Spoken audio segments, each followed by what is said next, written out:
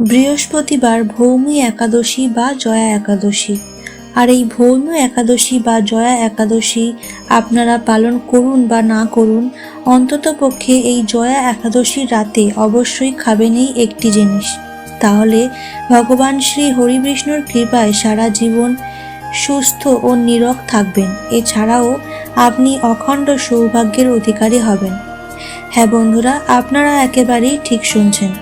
সুখ, শান্তি, সমৃদ্ধি, ঐশ্বর্য সমস্ত কিছুই, যা কিছু আমাদের জীবনের মৌলিক চাহিদা, এই সমস্ত কিছুই আপনাদের জীবনে পরিপূর্ণ হয়ে থাকবে।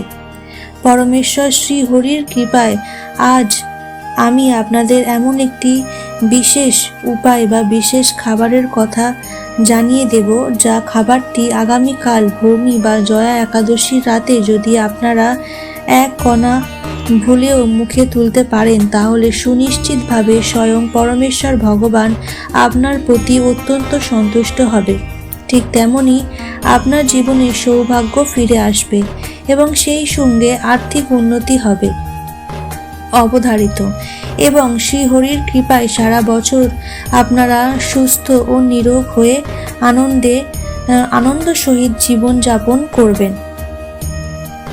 কারণ আপনারা প্রত্যেকেই জানি যে রাখে হরি মারেকে। তাই স্বয়ং পরমেশ্বর ভগবান শ্রীকৃষ্ণকে সন্তুষ্ট রাখতে এবং শ্রীহরির কৃপায় সব সময় সুস্থ ও নীরোগ থাকতে আগামীকাল জয়া বা ভৌমি একাদশীর রাতে এই বিশেষ জিনিসটি অতি অবশ্যই সপরিবারে গ্রহণ করবেন। তাই অবশ্যই এই বিষয়ে বিস্তারিত জানতে আগে বলে রাখি, আপনারা যদি আমাদের চ্যানেলে নতুন হয়ে থাকেন তাহলে অবশ্যই চ্যানেলটি সাবস্ক্রাইব করে রাখবেন। আর ভিডিওটি ভালো লাগলে একটি লাইক ও কমেন্টে জয় ভগবান নারায়ণের জয় একটিবার লিখে যাবেন এবং আপনার নিকটবর্তী বন্ধু বান্ধবদের সাথে ভিডিওটি শেয়ার করতে ভুলবেন না, যাতে তারাও এই ভিডিওটি দেখে কিছুটা উপকৃত হতে পারে। চলুন এইবার মূল আলোচনায় প্রবেশ করা যাক। আপনারা যদি পরমেশ্বর ভগবান শ্রী কৃষ্ণকে ভালোবাসেন, যদি আপনারা চান শ্রী হরির আশীর্বাদ ও কৃপায় আপনাদের উপরে থাকুক, তাহলে এই জয় শ্রী কৃষ্ণ রাধে রাধে অবশ্যই লিখে যাবেন। পরমেশ্বর ভগবান শ্রীকৃষ্ণের আশীর্বাদে ও কৃপায় আপনাদের সাথে সাথে থাকবে। বন্ধু, একেবারে আমি আপনাদেরকে বলে রাখি, শুক্রবার ভৌমি বা জয়া একাদশীর দিন এই ফলটি কোথাও দেখতে পেলে আপনি তৎক্ষণাৎ নিয়ে পরমেশ্বর ভগবান শ্রীকৃষ্ণকে দিয়ে দিন। দেখবেন আপনাদের পৃথিবীটাই বদলে যাবে। হ্যাঁ বন্ধুরা, আপনারা রাতারাতি কোটিপতি হয়ে যাবেন। বন্ধুরা, আমরা প্রত্যেকেই জানি যে এই একাদশীর ব্রত হলো হিন্দু সনাতন ধর্মের একটি পবিত্র রীতিনীতি ও আচার অনুষ্ঠান। বন্ধুরা, শাস্ত্রমতে এমনটাই মনে করা হয় যে এই একাদশী ব্রত পালনের মধ্য দিয়ে আমরা যেমন ভগবান পরমেশ্বর শ্রীকৃষ্ণ বা প্রভু হরির পূজা আরাধনা করে তার রাঙা চরণ যেমন আমরা লাভ করতে পারি, ঠিক তেমনি আমাদের মানসিক ও শারীরিক দিক দিয়ে আমাদেরকে এক অন্যরকম আনন্দ ও উপলব্ধি করতে পারি। তাই আজ আমি আপনাদেরকে জানিয়ে দেব যে আপনি একাদশীর ব্রত পালন করুন বা না করুন, তা হলেও কিন্তু আপনি সঙ্গ পরমেশ্বর ভগবান শ্রী কৃষ্ণকে এই ফলটি অর্পণ করতে কোনো মতেই ভুলবেন না, নতুবা আপনার মনের সকল ইচ্ছা বা মনোবাসনা একেবারেই অসম্পূর্ণ হয়ে যাবে। বন্ধুরা, এই একাদশীর ব্রত শুধুমাত্র বয়স্ক বৃদ্ধ দিদা ঠাকুমারাই পালন করতে পারে এমন কিন্তু নয়। বন্ধুরা, এই একাদশী ব্রত প্রত্যেকেই শিশু থেকে বুড়ো এই পবিত্র একাদশী কিন্তু পালন করতে পারে এবং এই ব্রত পালনের মধ্য দিয়ে এমনকি আপনি যে জীবনে ঠিক কতটা সুখ পাবে তা হয়তো আপনি নিজেও কল্পনা করতে পারছেন না। হ্যাঁ বন্ধুরা, আপনাদের জীবনে থাকা সকল প্রকার দুঃখ, কষ্ট, জ্বালা, যন্ত্রণা, দারিদ্রতা, রোগ ব্যাধি এই সমস্ত কিছুই মিটে যাবে।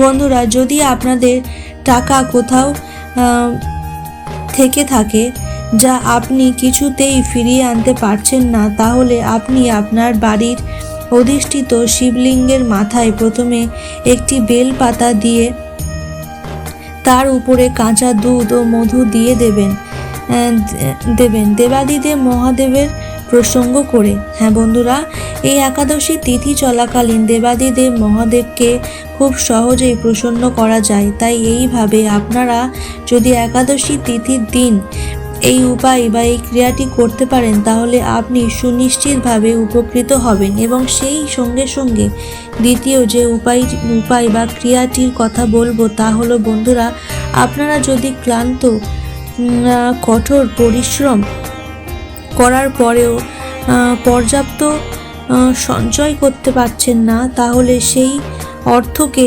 সঞ্চয় করতে এই উপায় বা ক্রিয়া অবশ্যই করতে হবে, না হলে সমূহ বিপদ।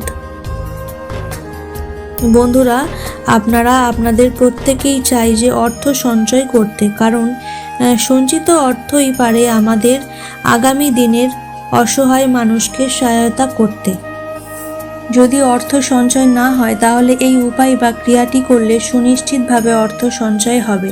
টোটকাটি হলো বন্ধুরা, আপনারা যেখানে টাকা রাখেন সেখানে সরাসরি টাকা না রেখে সেখানে একটি লাল সাধু কাপড় বিছিয়ে সেখানে টাকা পয়সা রাখুন। দেখবেন ধীরে ধীরে অর্থ সঞ্চয় হচ্ছে।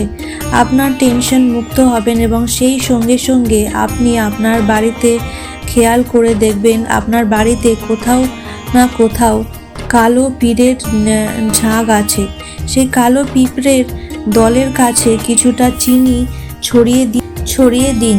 তবে খেয়াল রাখবেন সেই চিনির দানাগুলি যেন সেই পিঁপড়ে বহন করে না নিয়ে যায়। তাহলে আমি আপনাদেরকে সুনিশ্চিতভাবে 100% গ্যারেন্টি দিয়ে বলতে পারি, আপনারা যে অর্থ ইনকাম করবেন সেই অর্থ আপনারা সুনিশ্চিতভাবে সঞ্চয় করতে সক্ষম হবেন। বন্ধুরা, এরপর তৃতীয় যে উপায় বা ক্রিয়াটির কথা বলবো তা হলো বন্ধুরা, আগামীকাল এই জয়া বা ভৌমি একাদশীর দিন সন্ধ্যার পর ঘি এর একটি প্রদীপ আপনি আপনার বাড়ির তুলসী মঞ্চপের জ্বালিয়ে দেবেন। এবং এরপর সবথেকে গুরুত্বপূর্ণ বিষয় যেটি হলো, এই পবিত্র ভৌমি ও জয়া একাদশীর দিন কোন ফলটি স্বয়ং পরমেশ্বর ভগবান শ্রী হরিকৃষ্ণকে অর্পণ করতে কখনোই ভুলবেন না। সেটি হলো নারকেল এবং শসা। হ্যাঁ বন্ধুরা, এই দুইটি ফলের মধ্যে অন্ততপক্ষে একটি ফল হলেও আগামীকাল এই ভৌমি বা জয়া একাদশী তিথিতে মহাযোগে স্বয়ং পরমেশ্বর ভগবান শ্রীকৃষ্ণকে অতি অবশ্যই অর্পণ করুন। আর আপনাদের পক্ষে যদি সম্ভব হয় তাহলে 5 রকমের গোটা ফল, যেটা হতে পারে শাঁখা আলু, শসা, কুল, আখ, নারকেল, এই সকল ফল যদি আপনারা প্রভু শ্রী হরিকে অর্পণ করতে পারেন তাহলে সুনিশ্চিত আপনার জীবনে সৌভাগ্য ফিরবে। হ্যাঁ বন্ধুরা, আপনি যদি এই ফলগুলি নিবেদন করেন তাহলে সৌভাগ্য ফিরতে বাধ্য হবে। সর্বোপরি আমি আপনাদেরকে এটাই বলবো যে আপনারা যে উপায় বা ক্রিয়াটি করুন না কেন, সেই উপায় বা ক্রিয়াটি আপনারা হৃদয়ের অন্তর থেকে খুবই শ্রদ্ধা সহকারে করবেন, তাহলে সুনিশ্চিতভাবে ফলাফল পাবেন। দেখবেন জীবনে থাকা সকল প্রকার দুঃখ, কষ্ট, বেদনা, ব্যাধি, সব কিছুই, দারিদ্রতা, সব কিছুই দূর হয়ে যাচ্ছে। বন্ধুরা, আজকের মতো ভিডিও এখানেই শেষ করছি। দেখা হবে আবার অন্য কোনো ভিডিওতে।